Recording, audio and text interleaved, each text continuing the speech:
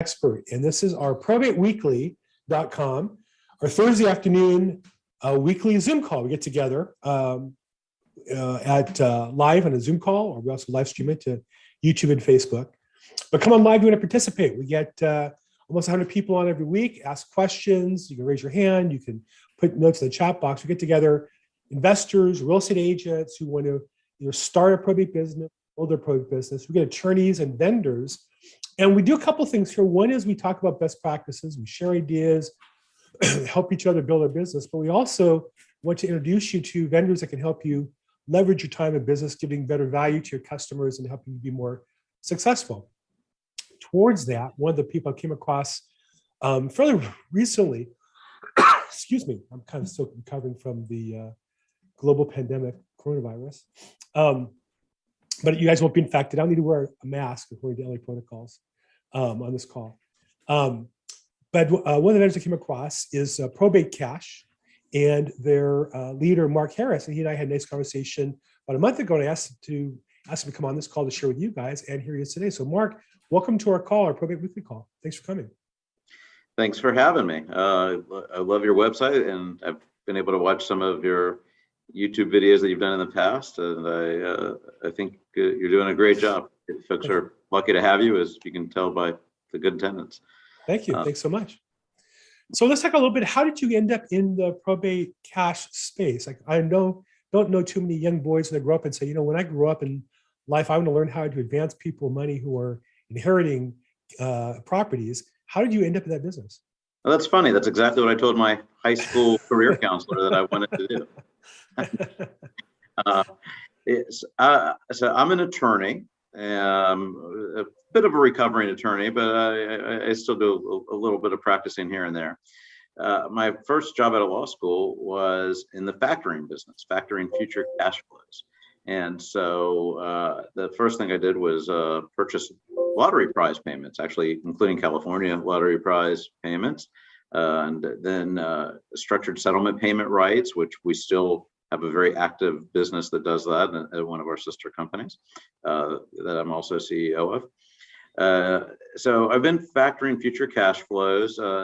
The probate cash has been around for a few years, and it seemed like a natural fit. What we've done is look at areas where people, without any of their consent, they ended up, mostly not their consent, they ended up with payment streams over time.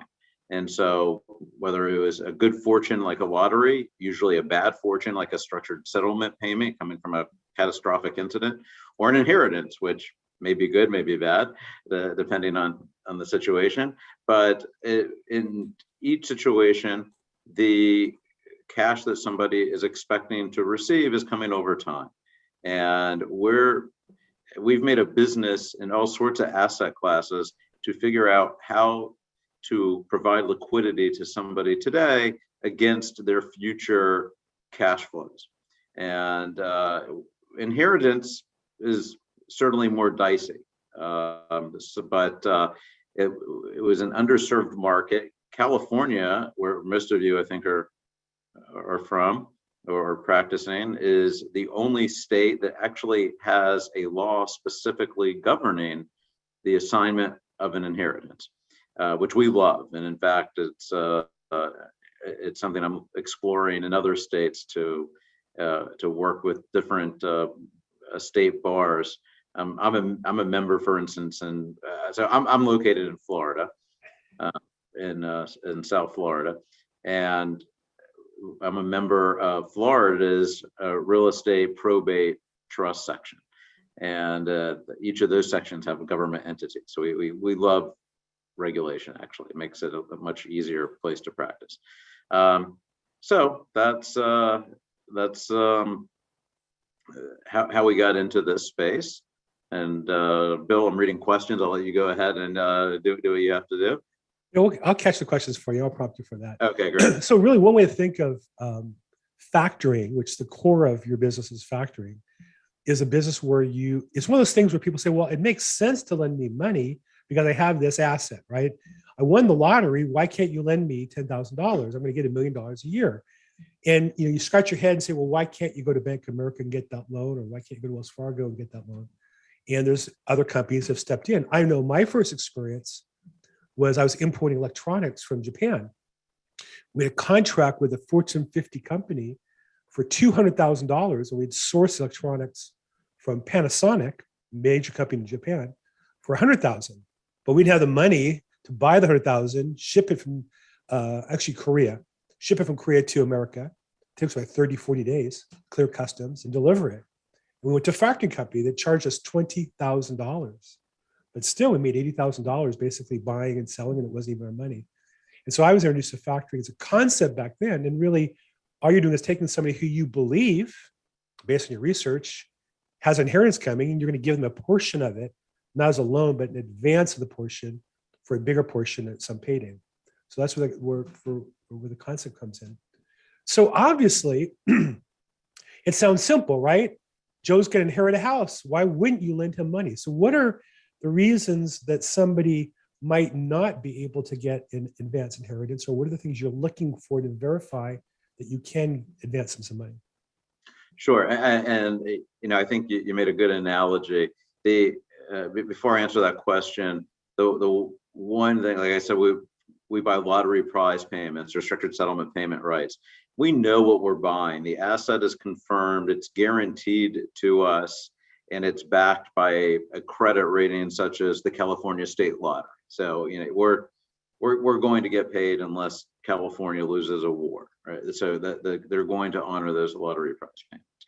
In an inheritance, we do need to do serious underwriting, but we do it quickly. Our goal is to fund deals within 24 hours after they're presented to us.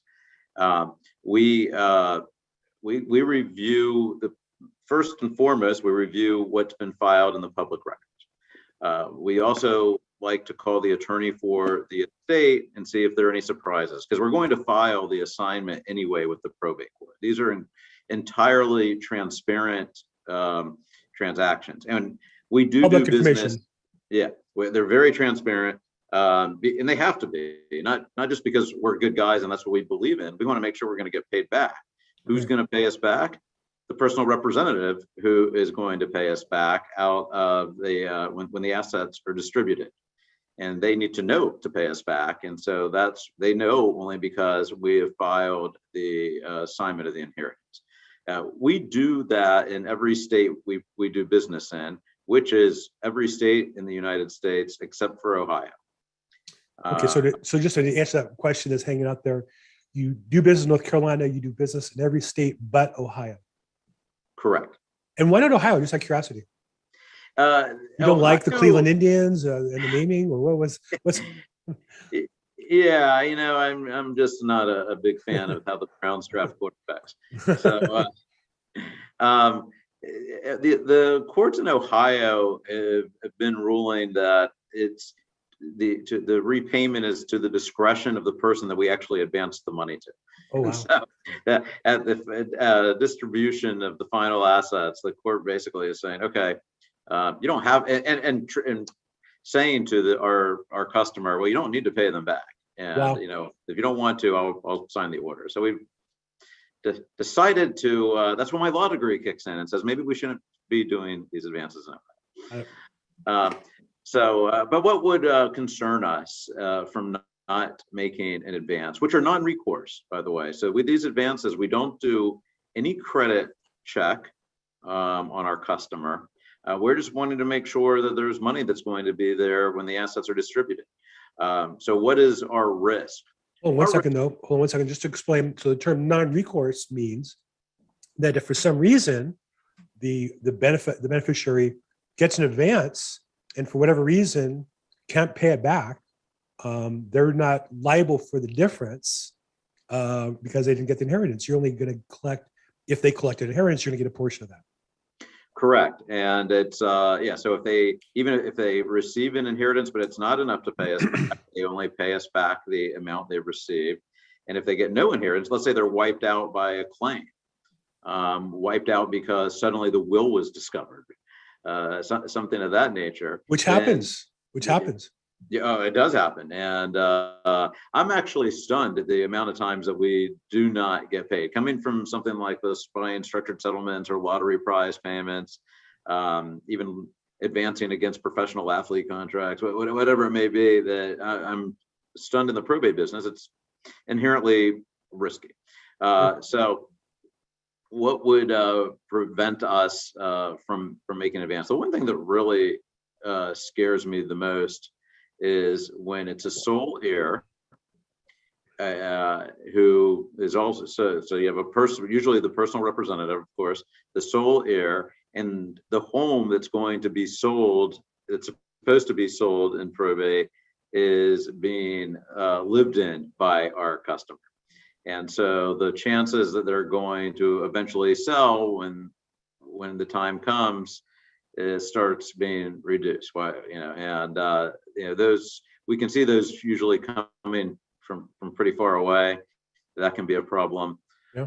If we do want to talk to the estate attorney if we're starting to advance larger amounts.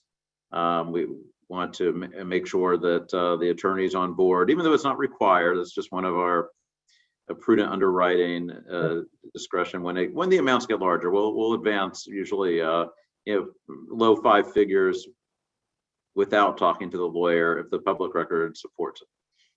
So the case you're talking about, just go back, what doesn't work, and I see this from time to time, is where maybe there's a grandson in the property, right? Mom and dad died.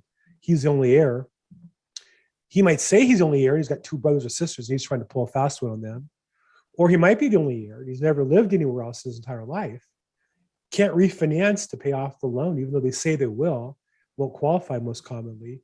Maybe can't get a reverse mortgage even. So they're really kind of stuck in the squat. They just never went ahead with their life to be able to create the opportunity to get the cash, and they need it for starting the inheritance. And it's a year or two away, and they have no intention really of selling. That's a very common, unfortunately, case where we can't help them out. So what's a minimum advance amount? Somebody calls you up and says, we need some money to get attorney or fees or mortgage payment, keep it out of foreclosure, whatever. What would a minimum amount be? A minimum amount is $3,000. We'll do $3,000, and that's fine. And we'll do multiple advances as well. So oftentimes somebody, the common practice is where they don't want to take too much of an advance because that means more of the inheritance is being assigned to us. And so a lot of the beneficiaries, as you guys all probably know, have no clue about the probate process. And so they think that they're going to, initially, most people who aren't in the probate business, all they know is they go to some lawyer's office, there's a reading of the will, you stay in the haunted house for a weekend, and then you get your inheritance. People walk away with their cars and cash from the lawyer's office, and we know that doesn't happen. We know that in reality, it's a year if there's no objection, no claims, adversarial claims. So when reality sets in, that's when beneficiaries come back to us, and when they finally realize it's going to be a while. So. One of the questions in the chat box, and Kim, thank you for asking a couple of really good questions around the gate, is at what point do you get involved? Meaning, and I think I know the answer for me, but I'd like to hear your perspective is, are you getting involved before they file probate? Are you getting involved right when they file? Are you getting involved while it's been in process for all? What's the most common experience? So, I saw on your website all the probate resources you have, and that's what I like to think of our company as well, having resources. In fact, some of our resources even overlap. We will get involved as early as helping a personal or somebody who wants to be a personal representative help retain counsel. And so even before a probate action is filed, we'll advance money so they can go seek counsel. They have, and all lawyers are different. Some lawyers want the money up front. Others will, just want costs covered, and some have the wherewithal to wait until the probate closes. But so we get phone calls even from the very beginning. We'll come in with just enough to get a retainer to an attorney, and we'll ask the attorney to at least have one meeting with them, confirm the assets are there, and give a small advance in that aspect to get the probate going.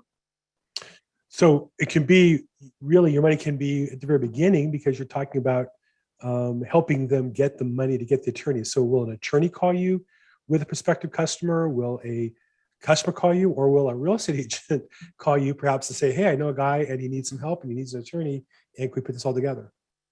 Yes, and yes. So an investor as well. Yeah, we have beneficiaries calling us, realizing that, oh my gosh, in order to pay bills or to tell the bank not to kick me out, so that I need an attorney. There's probate here, and I didn't realize it. So we can help from that side. Lawyers also contact us throughout the country, because it's a good way to drum up business. If you're marketing for folks, and again, people want money now, and that's whether it's an inheritance or other future cash flow. The future doesn't do them well, because as Bill pointed out, these are not assets that you can go to the bank and say, can I get a traditional loan?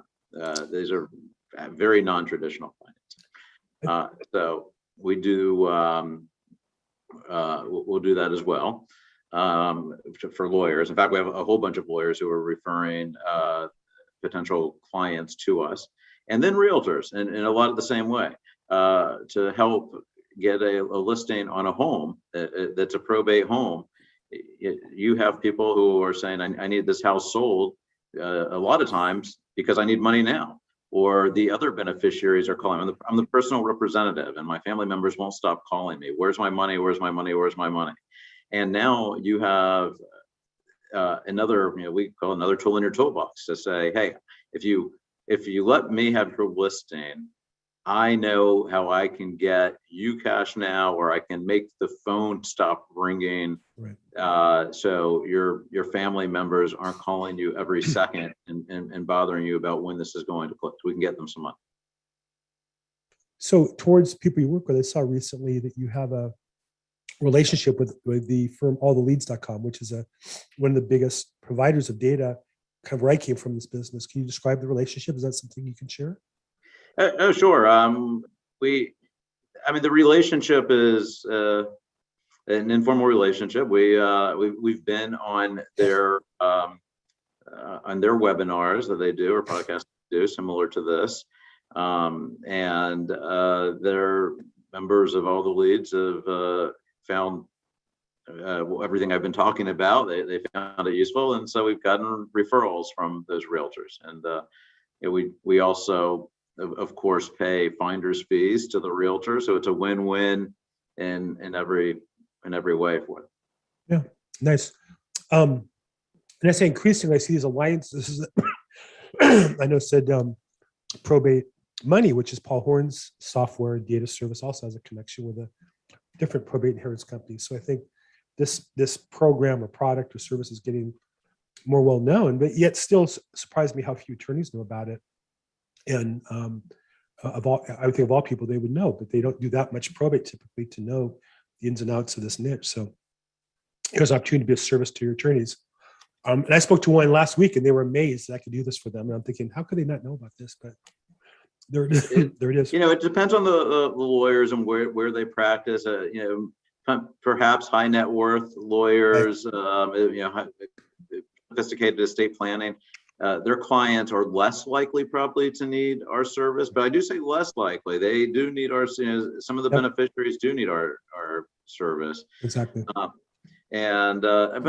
our usual customers are, the usual estate is not a lot of liquidity. So you're not going to have early distributions because there's nothing to distribute, but there's that piece of property that was bought in the Southern California area in 1978, that for $100,000 that is now worth 1.5 million because it's in Southern California.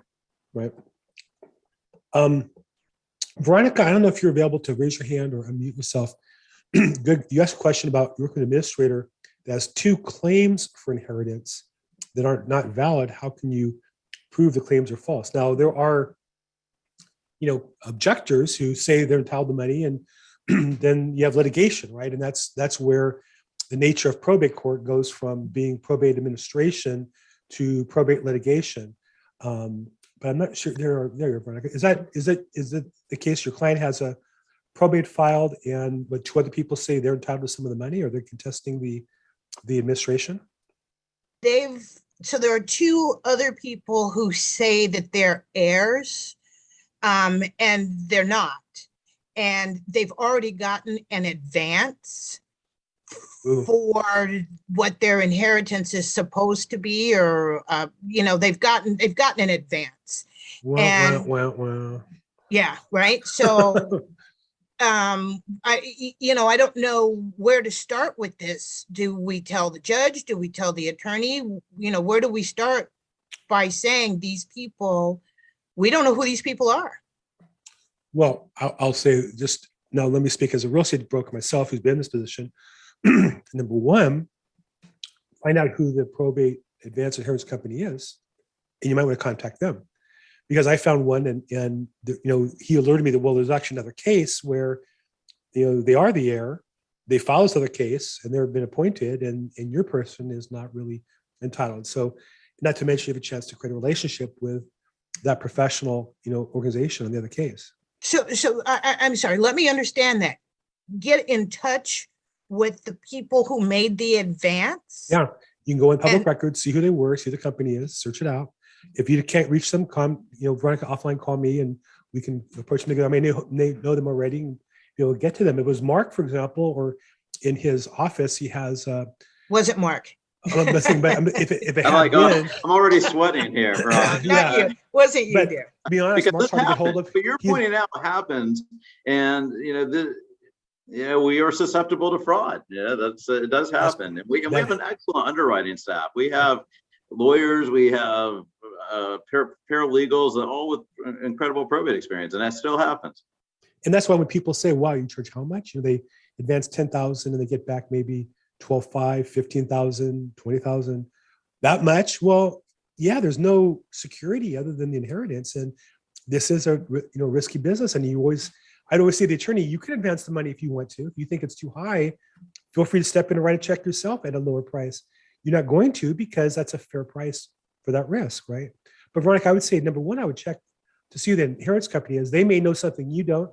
They may appreciate, it's public information, so you're not doing anything else. And then I think that to answer your question, unfortunately, is if they're not heirs, the person of probate is determine who the heirs are. If they're not, their inheritance company is just out the money. It's not for your client to worry about. I mean, they're going to distribute the money to who gets it, and they're not going to give it to who doesn't get it, and those liens won't be honored. But that's the nature of probate. Is the attorney will have to get, at some point will present the distribution to the judge. The judge approves it, and that's how it gets settled. Got it. Marc, anything you want to add to that as an attorney? I'm not giving legal advice, but as a practitioner, I've done that before, and that's how it works out. Yeah. And the other thing, you'd be doing the company a favor, because the likelihood, especially if this person is a fraud, they're going to be asking for more money, and and from different companies. So it's good to get, as somebody who has been defrauded, which is, if you're doing this business long enough, it's going to happen. You want to minimize your losses as quickly as possible. As quickly as possible. Perfect. Thank you. But I find Marc and his his staff people and their equivalents to be good assets in these cases, to give me information who the attorney is. And sometimes the attorney's changed. I missed in the file, they change the attorney, and he'll tell me who the right person is, or that they're having a problem with that attorney as well. And so there's different cases. But in Veronica, if you don't find any solution there, I'd love to. I know you're in LA. Let's talk offline. Maybe I can help you with that. Okay. Great. Thanks. Okay. I will. Thank you. Okay. So Lorenzo says, if your office doesn't do probate specifically, how can you get started on leads from day one? Like, from where do you get your leads? Lorenzo, are you a real estate agent, or are you a investor, or what do you do for business? If you want to unmute yourself, there you are. Yeah. Hi. I'm brand new to the business. Just barking up every tree, you know. So I'm totally new. I've just signed with a brokership like 2 months ago. Okay, so you're a realtor. And And your yeah. question is, how can you get these? And what county or where do you work? What area? I live in Arizona. I live in Phoenix, so Maricopa County. Okay, so I mean, you can buy the data. On my website, I have a whole list of different data sources. You're welcome to go through them. I don't have personal experience in Maricopa County, but I would say Foreclosures Daily has a Probate Daily product. Probates as part of the data is a real good one. Alltheleads.com is a little more high quality lead, a little more expensive, but they have a little more coaching and other things that go along with it. Are two of the most popular nationally. But I would check with those two sources. You might want to look for an agent in your company or an investor in Maricopa who maybe is a client already and will share the data with you. You can do some marketing together. Thank you very much. Sure. You said foreclosuresdaily.com, and the other one was alltheleads.com, who Marc was interviewed by them recently. Alltheleads.com. If you go to my website, LAProbateexpert.com, on the far right, I have resources, and there's probate data on there. I have a list of about 8 or 10 different companies you can get some information on. Thank you very much. Sure. Good luck. Okay. And Marc, you guys use any particular data source? You guys aren't really doing that, are you, as far as prospecting directly into the cases? For the most part, we do search engine, and so that's expensive, and that's why I love referrals, and I value the referral so much that I think pay the best referral fees in the business to whomever it would be. And it's usually lawyers are not the ones to get referral fees for these. It's the realtors, other influencers, and that's always, to me, one of the better sources. And then we're working on some other and more interesting ways to let people know about our service. Good. Look forward to hearing about those.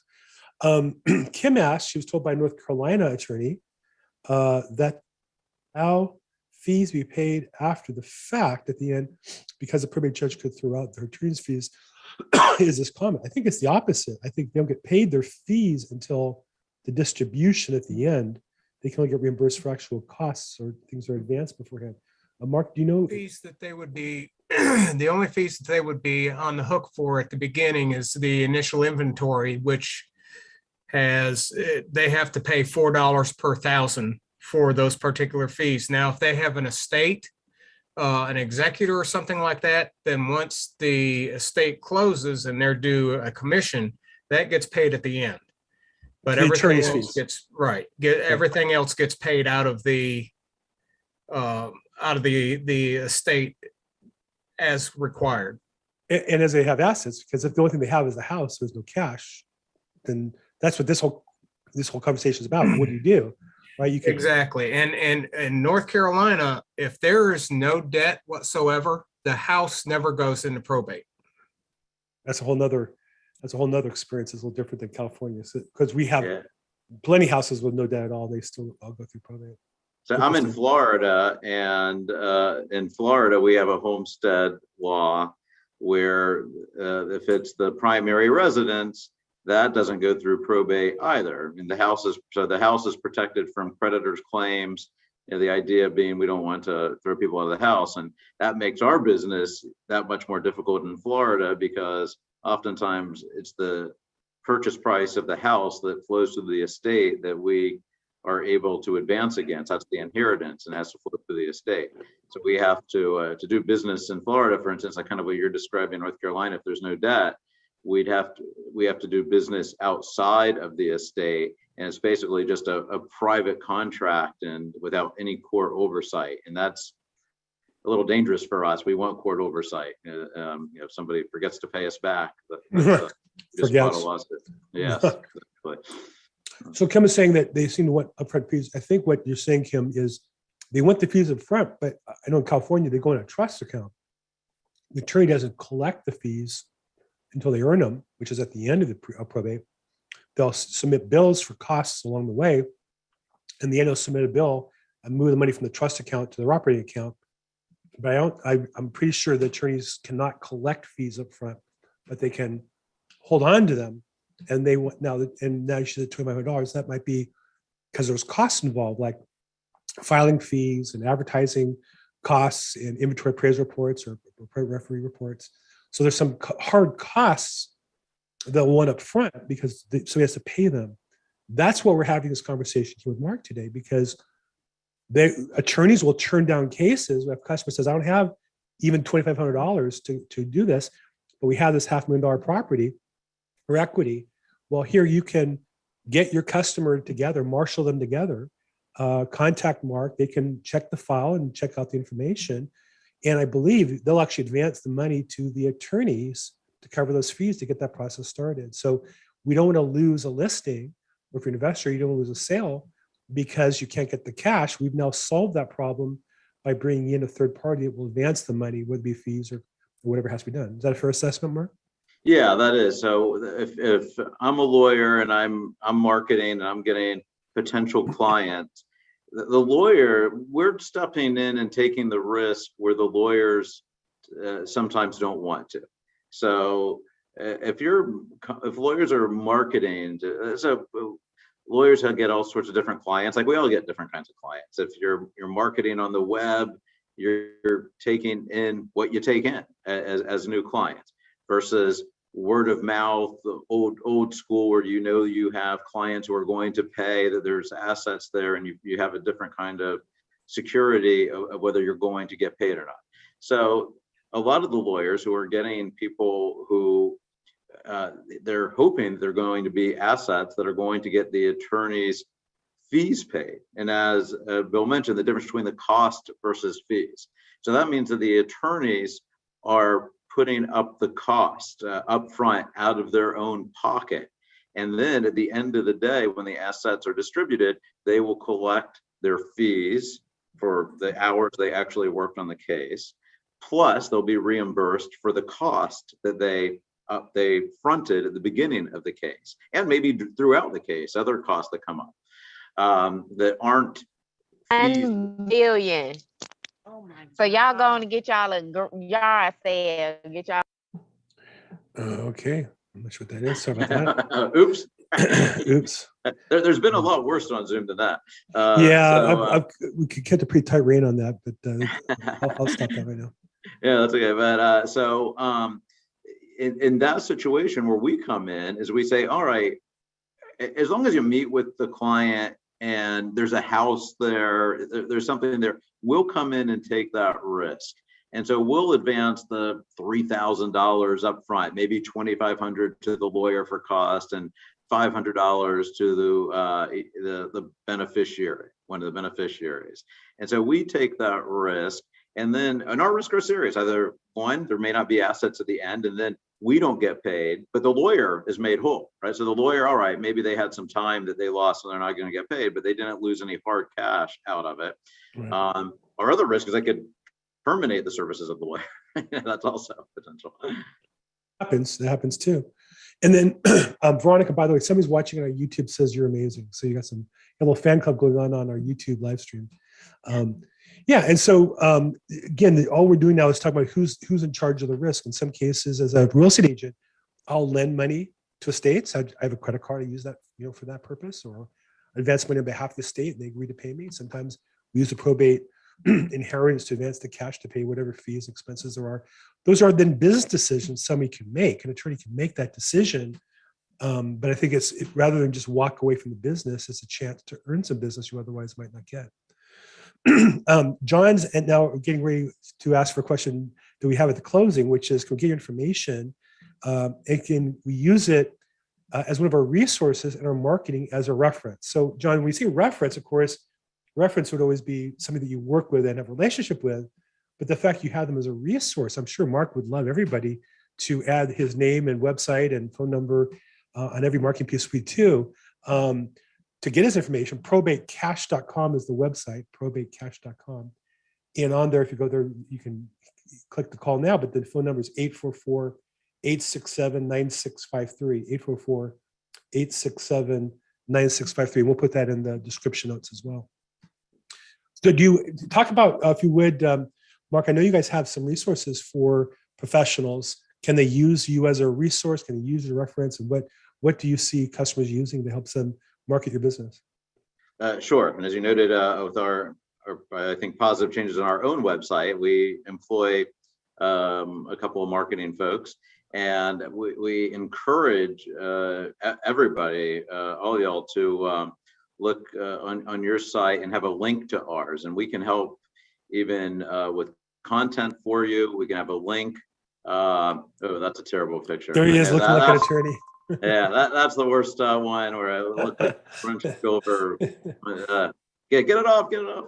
And that's Karen, our better part of our business, and she unfortunately is sick, and that's why she didn't join us. Otherwise, she would have been in for a treat.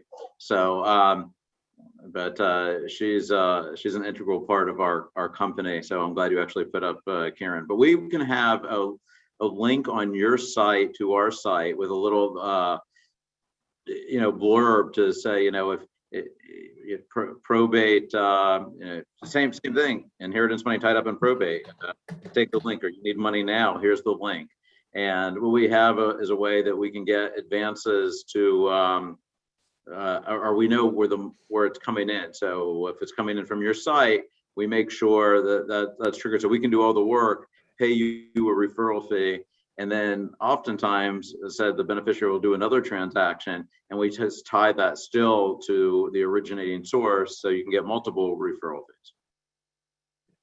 Multiple referrals is great. And I think that, the way to look at this is you're literally providing a service to your customer they need. And I think it gives you another opportunity to get involved in the transaction and help the customer along the way. You're going to get paid as well. My website's thelaprobateexpert.com. The LAProbate. That's where I keep getting these interesting tones in my ear. I'm not sure if that's. Does everybody hear that? Did you just hear kind of like a? I wonder what. There's some website must have some sort of a reminder or something going on. But if you go to my website, on the far right corner, you'll see probate and trust resources. On the bottom is data sources, for example, and I have a whole series of data sources. So we're looking for where can I get leads in my neighborhood? That would be a place to get it. Yeah, good. John says good idea. I'm sure. Yeah, we that's why I do these videos, is I'm looking to promote Marc to attorneys I work with, to the families I work with, to the realtors that refer me business, to the investors that do me business. There's a phrase in real estate called teamwork makes the dream work, and by working together, we can all help each other's business. That's the thesis behind this call, why I do it. And I got asked a lot, what I do this. I don't charge for it. I do have a referral fee for some coaching, but it's just more for an experience. I'm not really in that business. I don't sell data. I don't get referral fees to data referred. But what I do is I help people sell houses and build my own business, and I help other agents build their probate business, and that's what I like to do. Okay, so you chant. I'm sorry. So I look at our customers as everyone as part of that team.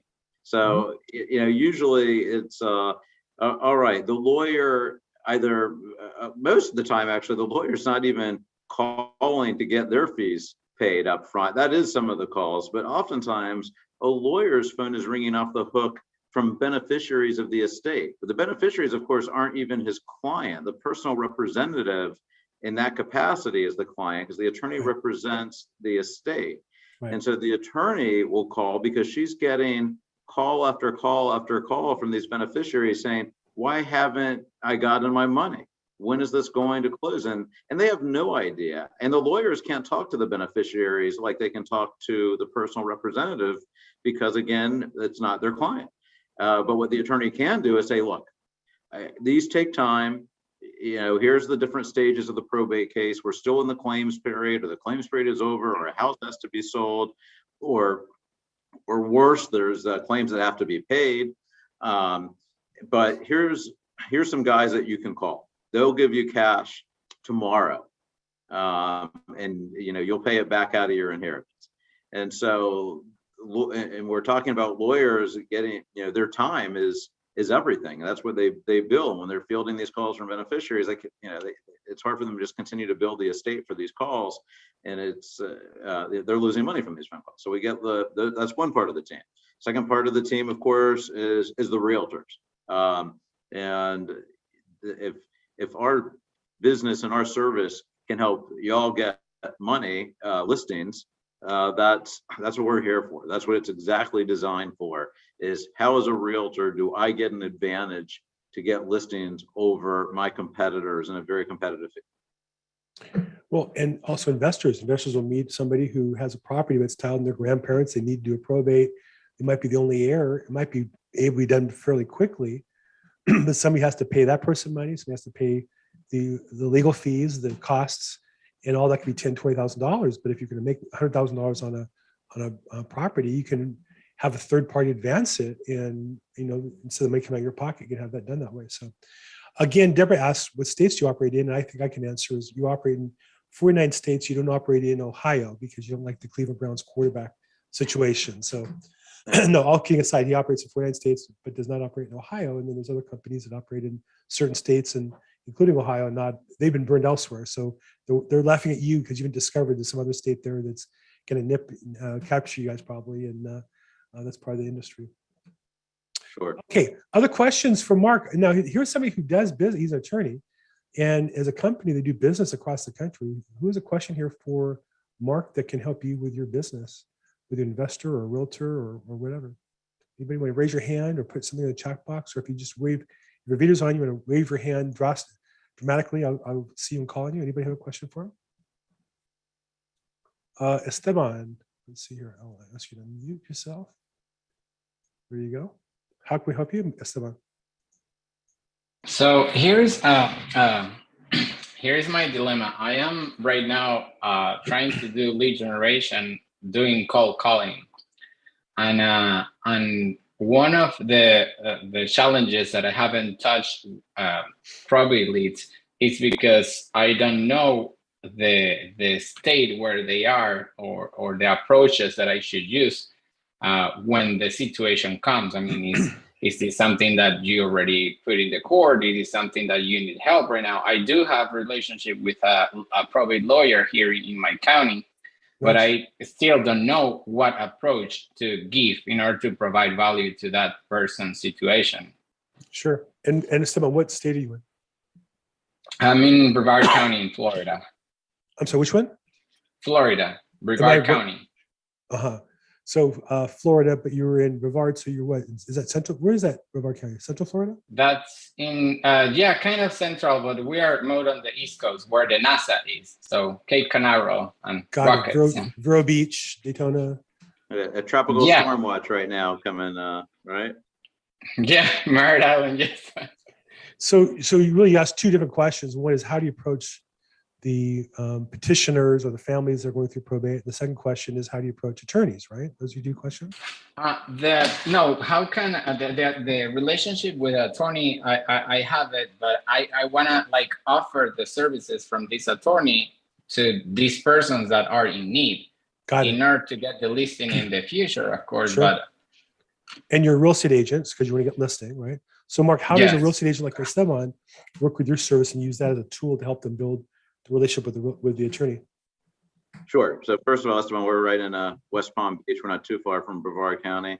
And I sponsor the Florida bar section and talk to attorneys all the time about our industry and how we can help them. How I think you can take advantage of your relationship with your friend who's a lawyer, and in all states that this should be with your attorney network, is to first off make sure lawyers know about our service. Because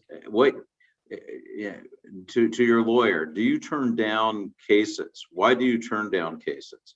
And I think lawyers, number one reason lawyers turn down cases is money. There's a lack thereof. They're not getting money.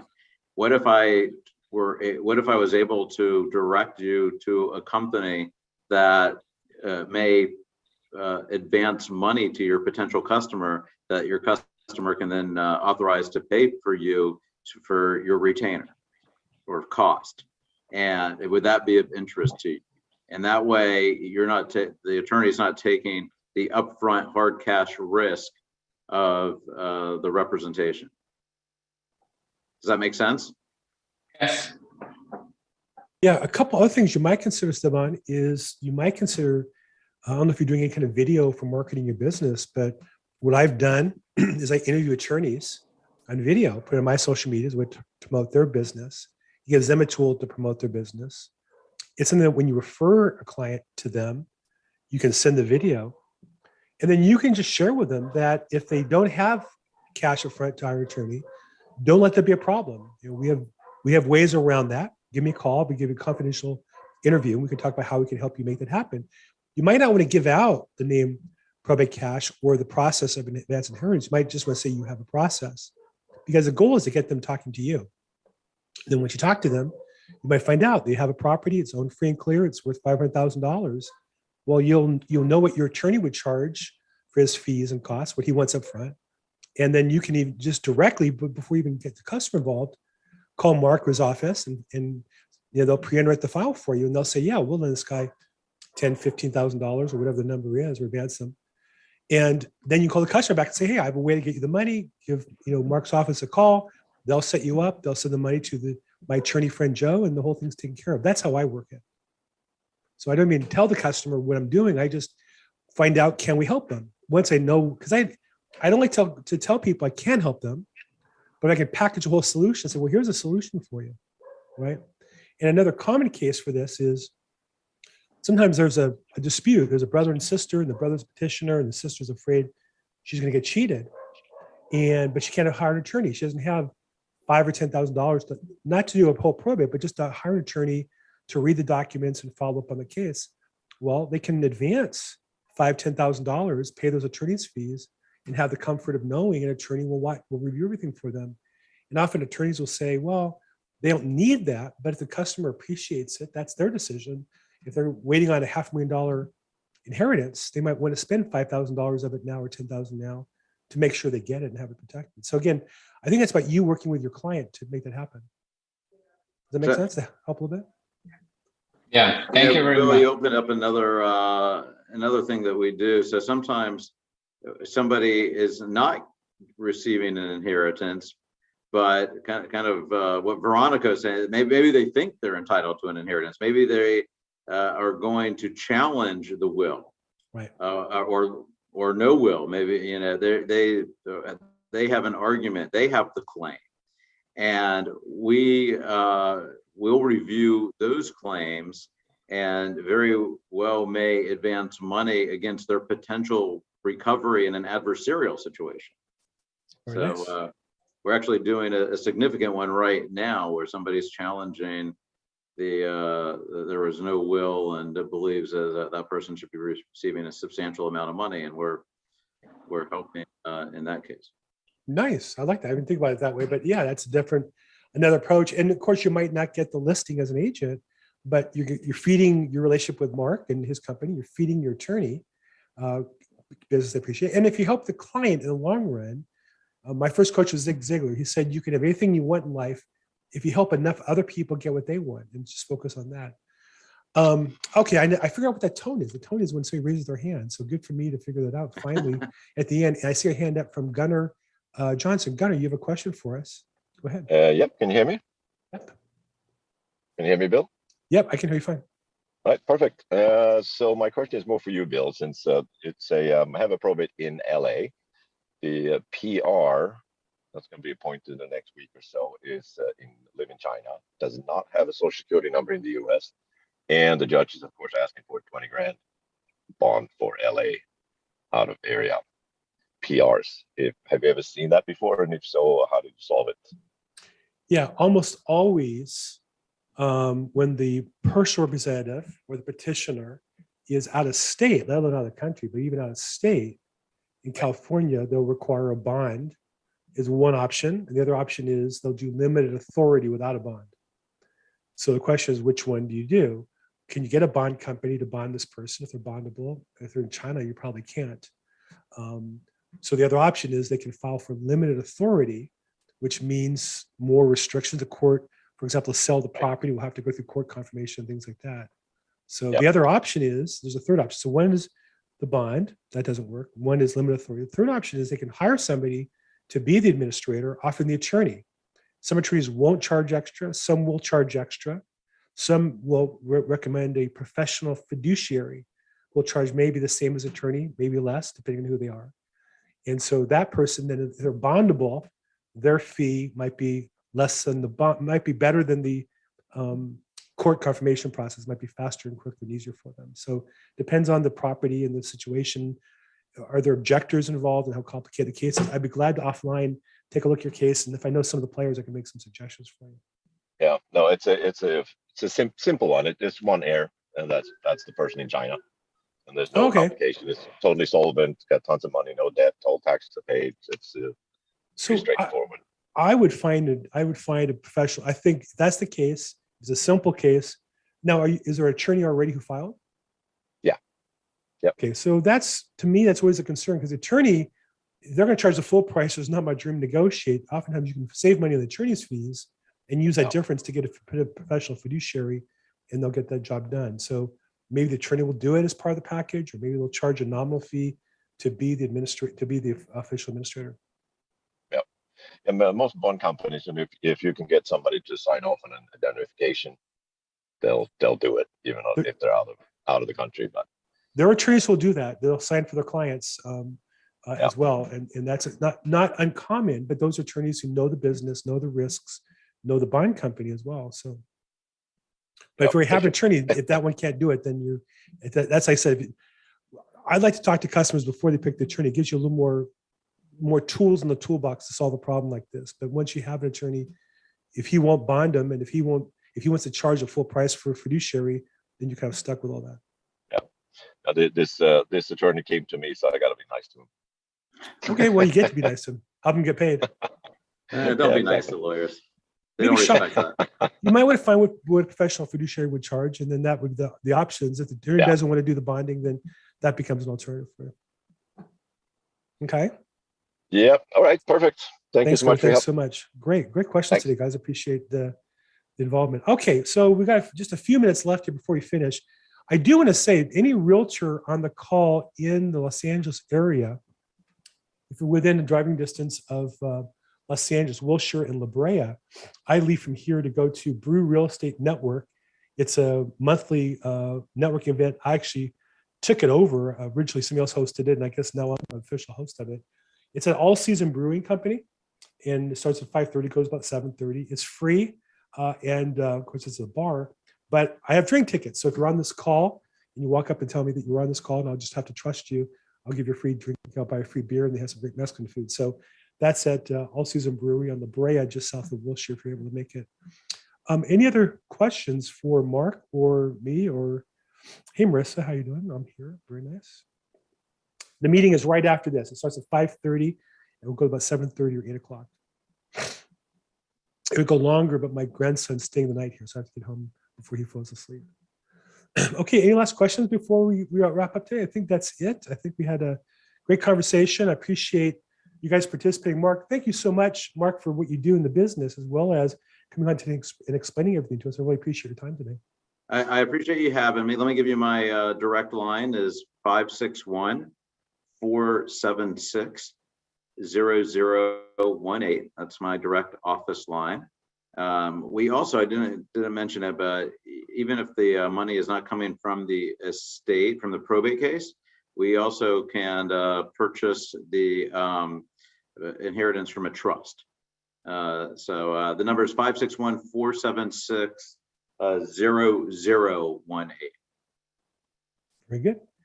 I even had that number before today, Mark. So just having this phone call gave me your direct line. I really feel privileged. I had to actually look. I never remember my direct phone number because I rarely call it. But the truth is, anybody who's worth a salt with your company knows to call Karen, because she's really the one that does the work and gets things done more quickly. Nothing personal, but I echo those comments, because I am sure she will be watching this video when she feels better. Great. And Marissa, I'd love to talk to you about, or anybody. I'm looking to partner. I'm actually building a probate team of experts focused here in LA and Orange County, but really throughout the United States, of probate professionals. If you're interested in looking into a team, that would include joining our brokerage, EXP. I'd love to talk to you about that if you're interested, about that whole value proposition we can offer you.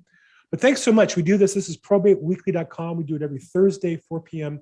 Pacific, 7 p.m. Eastern time. We live stream it on YouTube and Facebook. Once you subscribe, you'll get links to the replay as well. Love to support the YouTube channel. If you're there, feel free to subscribe or like it. If you have questions, put questions in the chat box. I think I answer every comment or question that we get. other than the ones that are in Chinese, because I can't really understand what they're saying. But other than that, I answer all the social media calls. Thanks so much, everybody. Have a great week. And again, if you're now in LA, come to All Season Brewery here starting at 5:30, and I'll buy you a free beer. Thanks so much, everybody. Appreciate your time.